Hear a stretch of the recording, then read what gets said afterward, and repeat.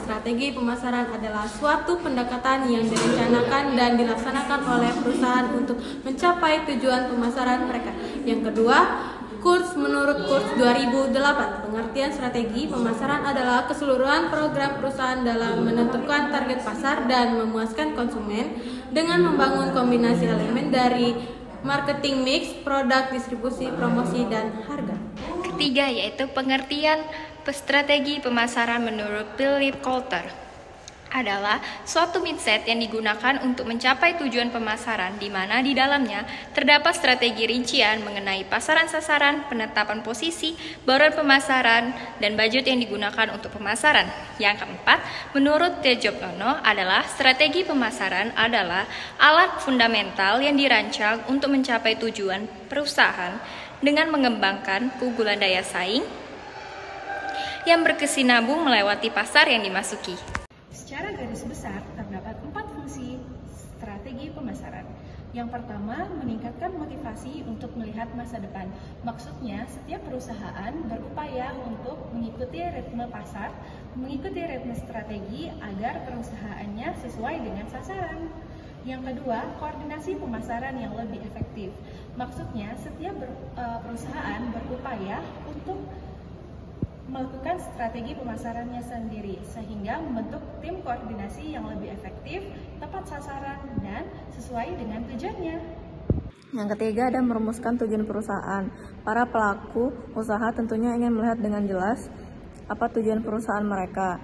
Dengan adanya strategi pemasaran, maka pelaku usaha akan terbantu untuk membuat detail tujuan yang akan dicapai, baik jangka pendek maupun jangka panjang.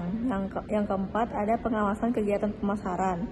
Dengan adanya strategi pemasaran, maka perusahaan akan memiliki standar prestasi kerja pada anggotanya. Dengan begitu, pengawasan kegiatan para anggota akan lebih mudah dipantau untuk mendapatkan mutu dan kualitas dan kerja yang efektif. Selanjutnya itu ada tujuan strategi pemasaran. Yang pertama itu kita ada untuk meningkatkan kualitas koordinasi antar individu dalam tim pemasaran. Yang kedua itu sebagai alat ukur untuk menentukan hasil pemasaran berdasarkan standar presentasi yang telah ditentukan. Yang ketiga sebagai alat dasar logis dalam mengambil keputusan pemasaran. Dan yang keempat itu ada untuk meningkatkan kemampuan dalam beradaptasi bila terjadi perubahan dalam pemasaran. Selanjutnya ada 5 manfaat strategi pemasaran. Yang pertama ada menjangkau lebih banyak konsumen. Yang kedua ada mudah diterapkan. Lalu ada menargetkan konsumen tertentu. Keempat ada hasil dapat diukur. Yang kelima ada biaya relatif lebih rendah. Di dalam sebuah pemasaran harus memiliki 4P atau yang dikenal dengan strategi pemasaran. 4P adalah product, price, place, dan promotion. Lalu apakah itu? Produk merupakan hal yang kita tawarkan kepada konsumen. Yang kedua ada price atau harga yang kita berikan kepada konsumen. Yang ketiga ada place atau tempat di mana kita akan mendistribusikan sesuatu barang kepada konsumen. Dan yang terakhir ada promotion atau taktik bagaimana kita berkomunikasi kepada konsumen. Konsep dari baluran pemasaran 4C yaitu pertama, customer solution. Produk atau barang yang ditawarkan dapat memenuhi atau menyelesaikan masalah dari konsumen. Yang kedua yaitu customer cost. Biaya yang ditawarkan dapat sesuai dengan kebutuhan dari konsumen. Yang ketiga yaitu confident atau kenyamanan. Barang atau jasa yang ditawarkan dapat memenuhi ekspektasi dari konsumen. Yang keempat yaitu komunikasi. Adanya interaksi antara perusahaan dengan customer. Hal ini digunakan agar kita dapat menjalin relasi yang baik antara perusahaan dengan customer untuk menjawab kebutuhan customer. Yang pertama itu ada segmentasi pasar. Setiap konsumen pasti memiliki kebutuhan dan kebiasaan yang berbeda. Perusahaan harus melakukan klasifikasi pasar yang sifatnya heterogen menjadi satuan-satuan pasar yang bersifat homogen. Yang kedua, itu ada market positioning atau tidak ada perusahaan yang bisa menguasai seluruh pasar. Itulah alasannya mengapa perusahaan harus punya pola spesifik untuk mendapatkan posisi kuat dalam pasar, yaitu memiliki segmen yang paling menguntungkan. Yang ketiga, itu ada market entry strategi. Ini adalah strategi perusahaan untuk bisa masuk pada segmen pasar tertentu. Beberapa cara yang telah dilakukan adalah antara lain seperti A. Membeli perusahaan lain, B. Internal development, C. Kerjasama dengan perusahaan lain. Dan yang keempat itu ada marketing mix strategi.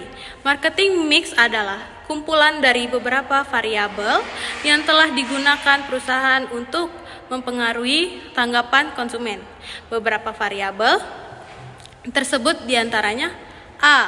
Produk, B. Price, C. Place, dan D. Promotion, E. Partisipan, F. Proses, G. People, H. Physical evidence. Yang kelima itu ada timing strategi.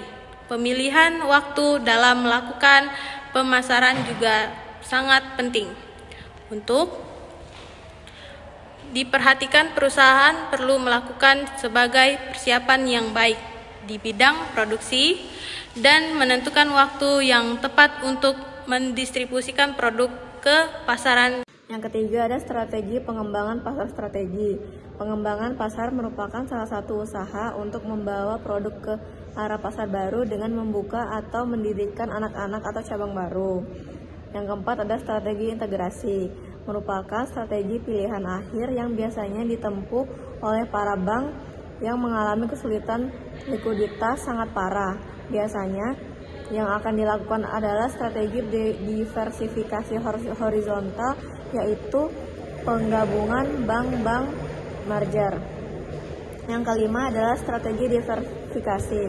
Dalam konteks pemasaran, diferensiasi berada pada tahap setelah strategi, yaitu teknik sifatnya lebih kepada operasional dan teknik. Diferensiasi sangat penting, utamanya jika perusahaan berada pada pasar dengan tingkat kompetensi tinggi. Diversifikasi dipilih dan dijalankan sesuai kebutuhan dan visi perusahaan. Setiap perusahaan tentunya memiliki karakteristik yang berbeda. Selanjutnya, di dalam strategi pemasaran terdapat SWOT atau Strength, Weakness, Opportunities, and Threats yang disingkat dengan SWOT. Apa itu SWOT? SWOT adalah alat analisis yang dipergunakan untuk membantu menghasilkan sebuah keputusan yang strategis, termasuk dalam ruang lingkup pemasaran. SWOT biasa dipergunakan dalam tahap awal perencanaan, evaluasi, hingga pengembangan. Dalam konteks pemasaran, SWOT sangat diperlukan. Jadi guys, SWOT adalah alat yang digunakan untuk di strategi pemasaran agar menghasilkan keputusan yang strategis.